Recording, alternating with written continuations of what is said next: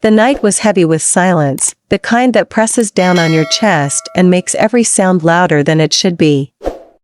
I had been lying awake in my bed, staring at the ceiling, trying to ignore the emptiness beside me. My husband had been coming home later and later, slipping into bed long after I'd fallen asleep, or sometimes not at all. At least, that's what I thought. That night, I felt the mattress shift, slow and careful, as if he was trying not to wake me. A faint warmth brushed against my arm, and I closed my eyes, pretending to sleep. His scent wasn't the same. There was no sharp smell of aftershave, no lingering cologne. Instead, it was softer, faintly sweet, like vanilla mixed with laundry detergent. My breath caught, but I didn't move. Gentle fingers touched my hand, trembling as if afraid to be caught. My heart raced. For a second, I thought maybe I was imagining it. Maybe loneliness was twisting reality. But then the arm slipped around my waist, pulling me closer, and I felt a chest pressed against my back. Smaller. Softer. Nothing like a man's. My body froze, yet something in me didn't resist. I should have pulled away, asked what was happening, turned on the light, but I didn't. Instead, I let myself melt into the embrace because it had been so long since anyone held me like that. It had been years since I felt wanted without demand, touched without impatience. I stayed still, my mind racing, my chest rising and falling too quickly. The hand on my waist was hesitant, almost fragile, and that was when I realized the truth. This wasn't my husband. This was her. My stepdaughter. The girl who had grown up under my roof, who had looked at me with wide eyes and shy smiles, who had always lingered just a little too long in the kitchen when I was there. She was pretending to be him, and in the darkness, for a terrifying, confusing, and strangely comforting moment, she succeeded. My throat tightened. I should have spoken, I should have stopped it right there, but I couldn't. Her breath touched the back of my neck, shaky and nervous, nothing like the steady snore of the man I married. My skin burned, my heart twisted, and I bit my lip to stop myself from gasping.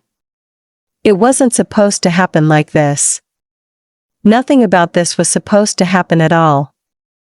But I was weak, so desperately starved for affection that I didn't move. I told myself it was wrong, that I would end it in the morning, that this would be the first and last time. But in the dark, with her arms holding me like I was the most precious thing in the world, I stayed. Morning came too quickly. Sunlight slipped through the curtains, and when I opened my eyes, the space beside me was empty again. My husband was nowhere to be seen, no sign he had even returned home. But the faint scent of vanilla lingered on the sheets, and my hand still remembered the touch of trembling fingers. I sat up slowly, dizzy with guilt and longing, terrified of what it meant. Downstairs, I found her at the table, sipping tea like nothing had happened. Her eyes flicked up to meet mine, wide and careful, a silent question hanging between us. Did I know? Did I remember? I wanted to confront her, to ask her why, but the words never formed. Instead, I sat across from her, heart pounding, pretending that everything was normal. But it wasn't. Not anymore. Something had shifted in the dark that night, something we could never take back. I stirred my tea and forced a smile, but inside, I was falling apart. I didn't know if I was angry at her, or at myself, or at the man who had left me so empty that I allowed this to happen.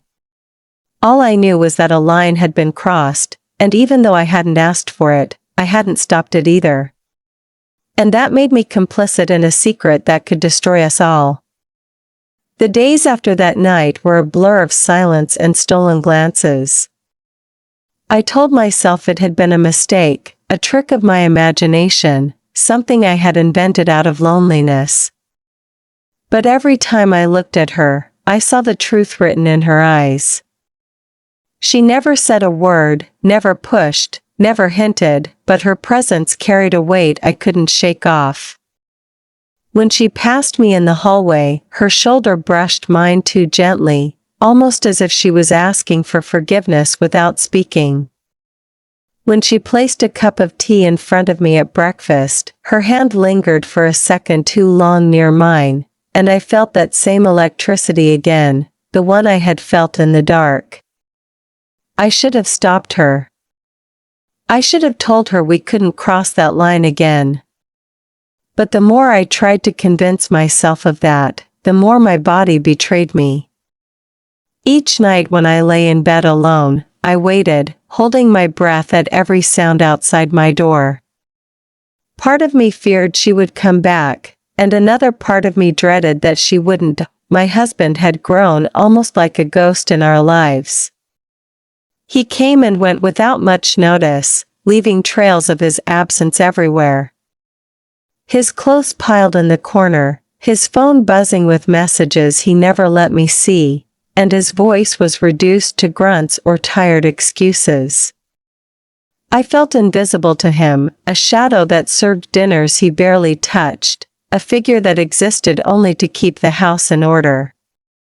But with her, it was different. She noticed everything. When I wore a new dress, her eyes softened. When I tied my hair differently, she complimented me in a shy whisper. Small things, but they mattered. They stitched together the broken pieces inside me. One evening, I was folding laundry in the living room. She came in quietly, sat beside me, and picked up a shirt to help. We didn't speak much, but the silence between us wasn't empty. It was thick with meaning. My hands trembled when hers brushed against mine, and she didn't pull away. I wanted to say something, to end this before it went further, but when I looked into her eyes, I froze.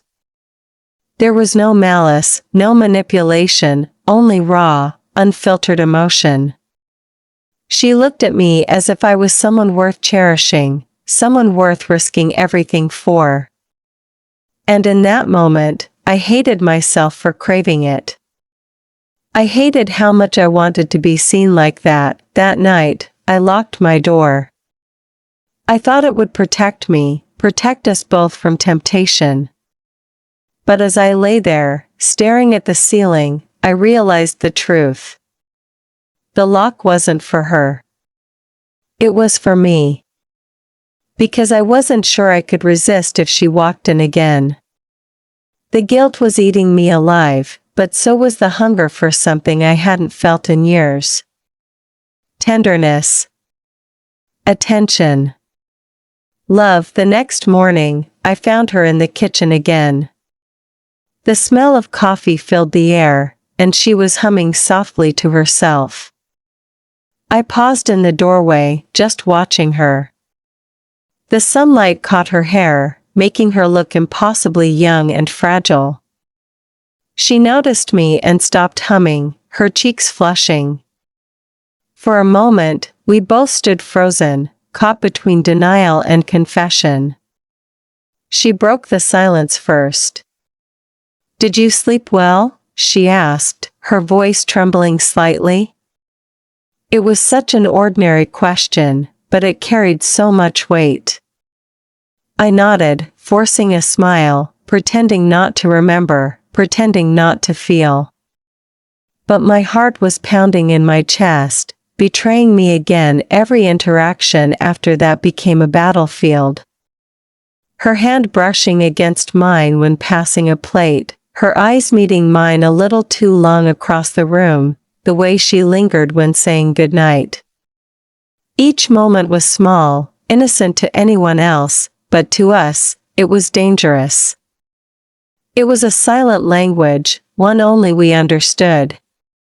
I wanted to stop it, to draw the line, but I couldn't. The truth was, I was terrified of losing the only person who still made me feel alive. I began avoiding my husband altogether. His absence no longer hurt me the way it once did. Instead, I resented him. I resented the way he had left me empty, the way he had pushed me into this storm without even realizing it.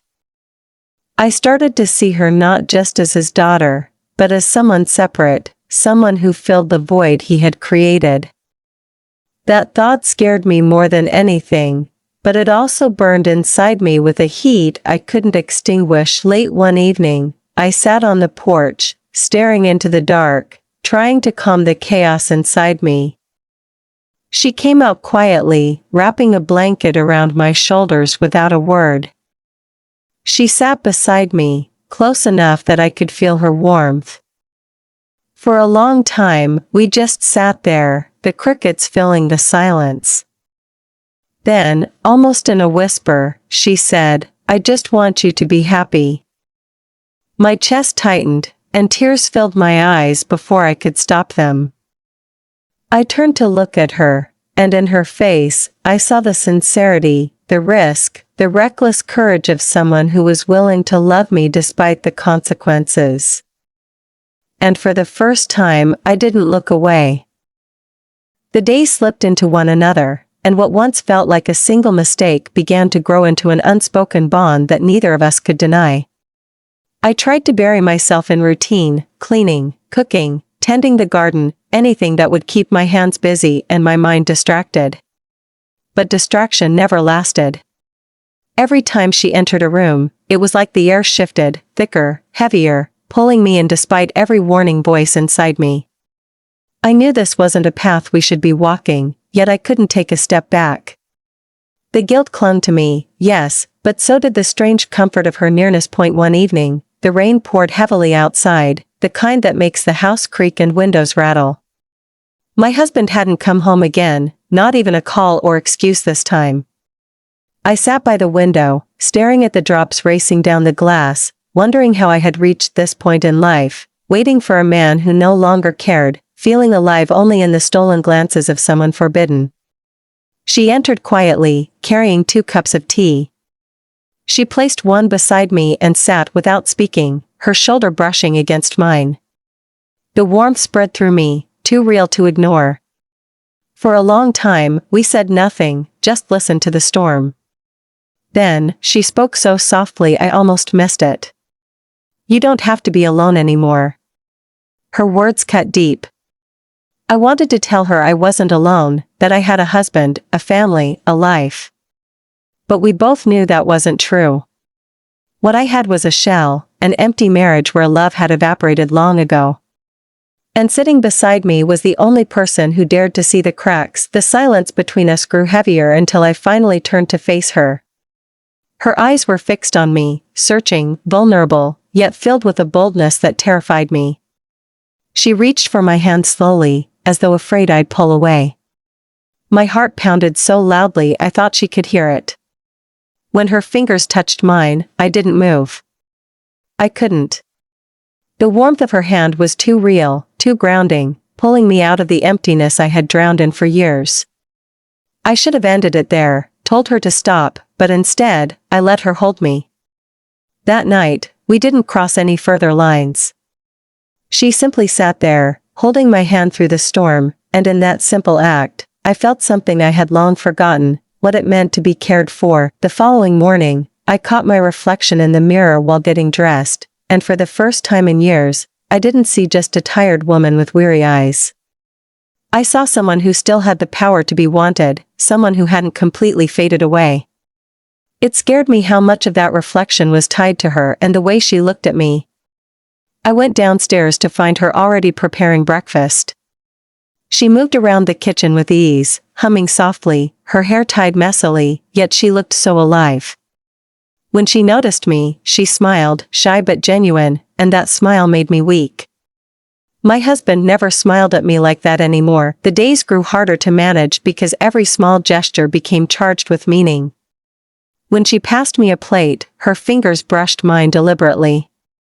When I laughed at something, she watched me too closely, as if memorizing the sound. And when I sat alone, lost in thought, she always found a way to be near, even if only sitting silently at the other end of the couch. The connection was no longer accidental. It was intentional, growing stronger with each passing day, but with that closeness came the weight of fear. What if someone noticed? What if my husband, despite his distance, realized what was happening under his roof? What if I let myself fall too far and lost everything? These questions haunted me, yet they never overpowered the warmth I felt when she looked at me. That warmth had become my escape, my quiet rebellion against a life that had left me unseen. One night, unable to sleep, I walked into the living room to find her there, curled up on the couch, reading. She looked up when she heard me, surprise flickering across her face before softening into something gentler. I sat beside her without thinking, close enough to feel the heat radiating off her. She set her book aside, her eyes never leaving mine, and in the silence that followed, the truth between us became undeniable. She reached up, her hand trembling as she brushed a strand of hair from my face.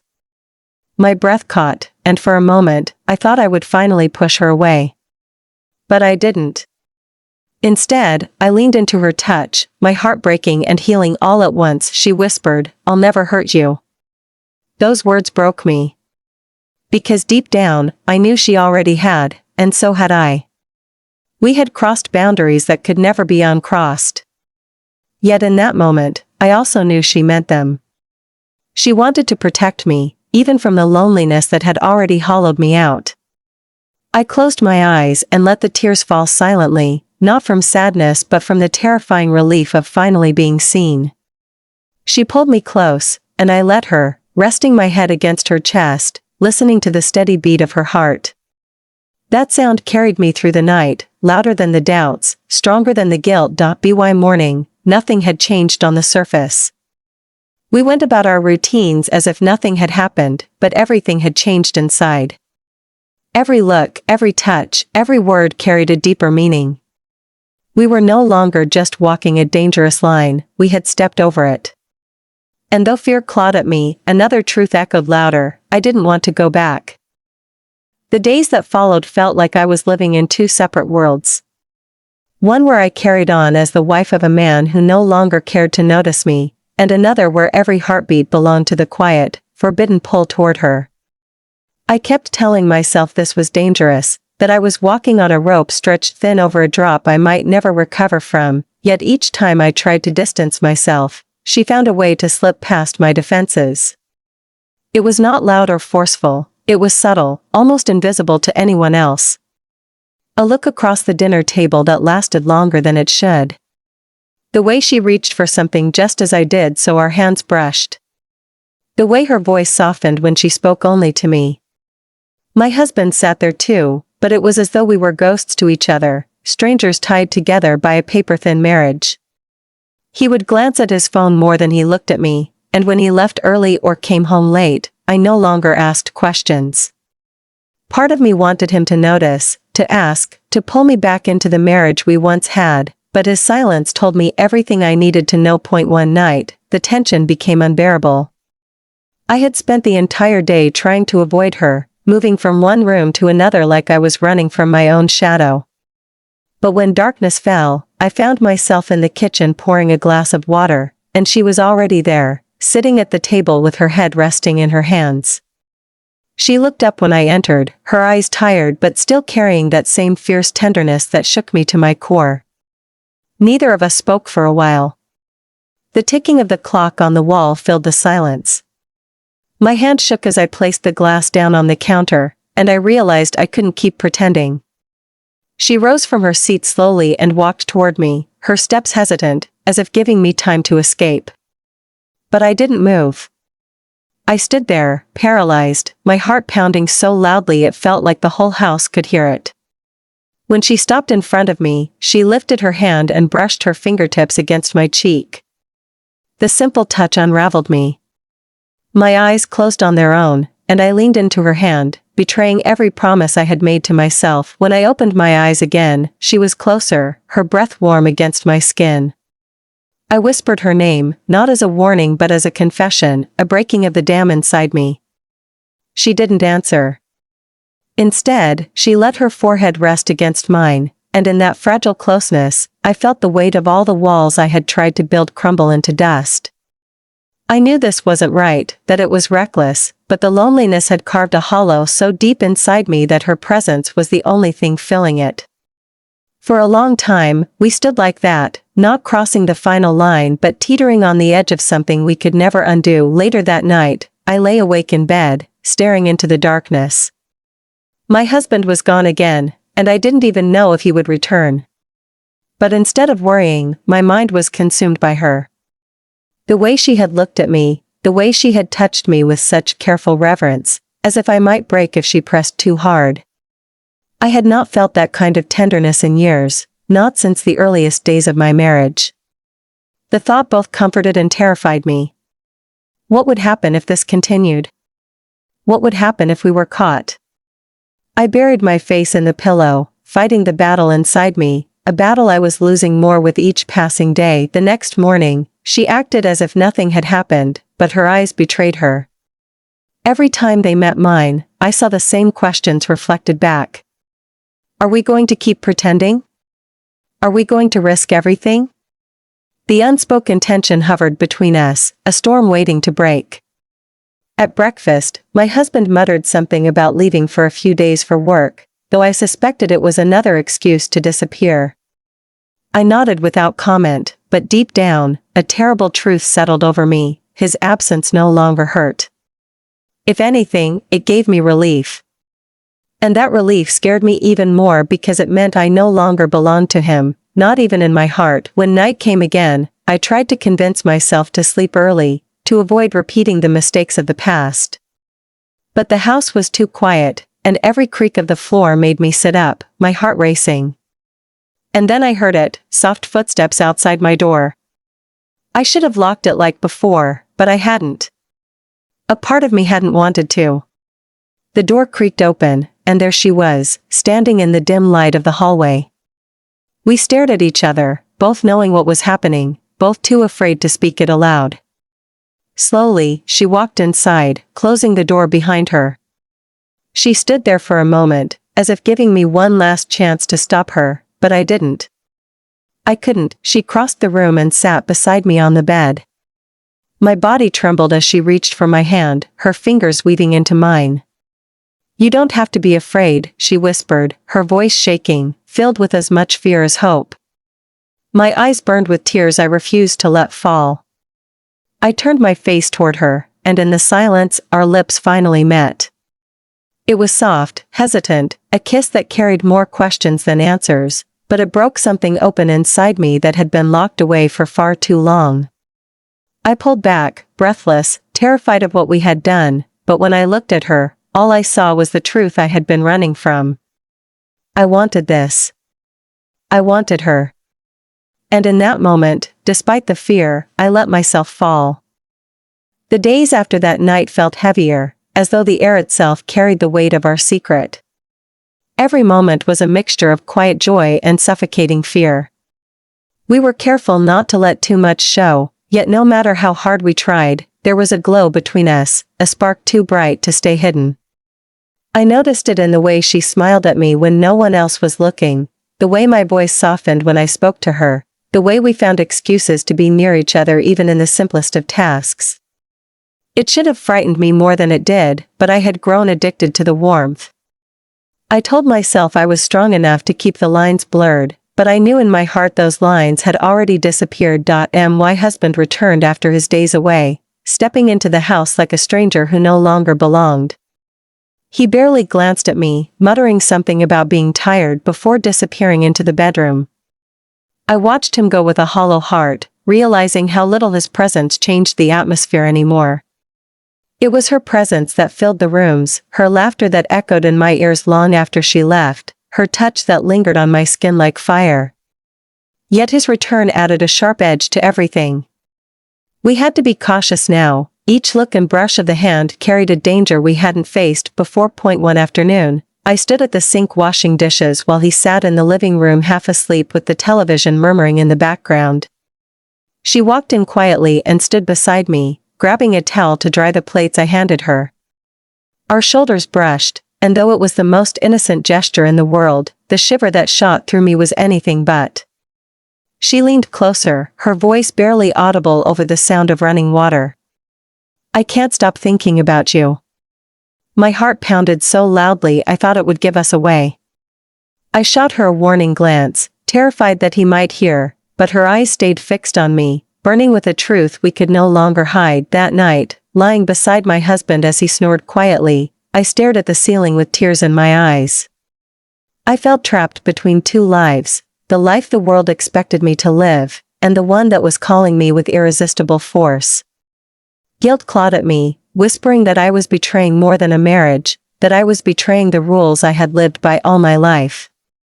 But beneath that guilt was another voice, softer yet stronger, reminding me that I had been dead inside for years. And with her, I was breathing again. The storm broke one evening when the tension became too much to carry in silence. He had left the house for a supposed late-night meeting, and I found her on the porch, sitting with her knees pulled to her chest, staring out into the night. I sat beside her without speaking, the weight of everything pressing down. After a long silence, she turned to me, her eyes shining with a mix of fear and determination. "I know what this is. I know what it looks like. But I can't pretend I don't love you." The words knocked the air out of my chest. I had known it in every glance, every touch, but hearing it spoken so clearly was both terrifying and liberating. Tears stung my eyes as I whispered, "You don't understand how dangerous this is." She reached for my hand, her fingers trembling, her voice steady despite her fear. "I don't care. You're the only thing that feels real to me." I wanted to argue, to tell her she was too young to know what real love was, that this would destroy us both. But the truth stuck in my throat because deep down, I knew she was right. What we shared might have been forbidden, but it was real, more real than anything I had felt in years. I broke then, sobbing quietly into her shoulder as she held me, her arms strong and gentle around me. For the first time, I let myself say the words I had been too afraid to admit. "I love you too." The confession left my lips like a wound opening and a burden lifting all at once. From that night on, there was no going back. Every stolen moment was filled with both joy and terror. We lived in a fragile bubble, finding comfort in the smallest gestures, a brush of her fingers against mine when no one was watching, the way her eyes lingered on me across the room, the whispered goodnights that carried far more than their surface meaning. Yet with each passing day, the fear grew stronger. We were playing with fire, and I knew it was only a matter of time before the world around us caught the scent of smoke. One evening, he looked at me across the dinner table with a strange expression, his eyes narrowed as if studying me for the first time in months. "You seem different lately," he said flatly. My chest tightened, but I forced a smile, brushing off his words with a shake of my head. "Just tired." But beneath the table, I felt her foot brush mine lightly, a reminder of the truth, a silent anchor in the storm. My husband's suspicion didn't fade, though. His gaze lingered longer than usual, and for the first time, I felt the sharp edge of panic. That night, as I lay awake listening to his breathing, I realized something with chilling clarity. We couldn't keep hiding forever. The truth would come out eventually, one way or another. And when it did, it would destroy us all. Yet even knowing that, even with fear gnawing at me, I also knew I wasn't willing to give her up. She had become the pulse in my veins, the only reason I smiled, the only reason I still felt alive. The danger was real, the risk unbearable, but the thought of living without her was far worse. The tension in the house grew thicker with every passing day. What had once been a quiet secret between us now felt like a storm pressing against the walls, threatening to break free at any moment. I tried to keep things normal, moving through my days as though nothing had changed, but inside I was unraveling. He was watching me more closely now. I could feel it in the way his eyes lingered when I spoke, the way his questions suddenly carried weight. He didn't ask directly, but suspicion lived in his silence. Every time he looked at me, I wondered if he knew, if he had already pieced together the truth from the subtle glances and stolen moments. The fear of being discovered gnawed at me, but it was not strong enough to make me stop. I couldn't. The bond between us had grown too deep, too consuming. One evening, I found myself in the kitchen with her again. The house was quiet, the only sound the hum of the refrigerator. She stood close beside me, helping to prepare dinner, our hands brushing as we worked. I felt the heat of her body next to mine, and it made my pulse race, but I forced myself to keep my expression calm. Suddenly, the creak of footsteps behind us made me freeze. He had entered without either of us noticing. His eyes swept the room, landing first on me, then on her. Nothing was said, but in his gaze there was something sharp, something questioning. My stomach twisted into knots. She quickly stepped back, creating space between us, and I forced a smile, asking him about his day. He muttered something in reply, but his eyes stayed fixed on me longer than they should have. In that moment, I knew he suspected more than he let on. That night, after he went to bed, I couldn't sleep. I sat in the living room in the dark, staring at the shadows on the wall. She came to me quietly, sitting beside me without saying a word. For a while, we just sat there, both lost in thought. Then she reached for my hand, her grip firm, grounding me. "We can't keep living like this," she whispered, her voice breaking with both fear and longing. I turned to her, tears burning in my eyes. "I know," I whispered back. "But I don't know how to let you go." The truth shattered something inside me, because I finally admitted what I had been hiding even from myself. I couldn't imagine a life without her anymore. She leaned closer, her voice trembling as she spoke. "Even if the whole world turns against us, I'll still choose you." Her words were both a promise and a knife to the heart. They filled me with warmth but also with dread, because I knew how cruel the world could be. Love wasn't always enough to survive the judgment, the betrayal, the loss that would follow if our secret was revealed. But sitting there with her, her hand wrapped around mine, I felt braver than I had in years. In the days that followed, his suspicion grew more visible. He began asking where I had been, who I had spoken to, questions he hadn't bothered with in months. His sudden attention felt less like love and more like investigation.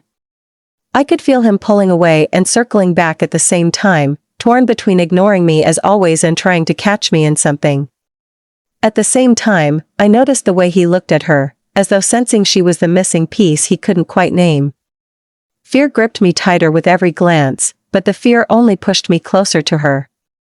She was the only place I found peace, the only refuge in a house that now felt like a cage. One late evening, while he was out, we sat together on the porch.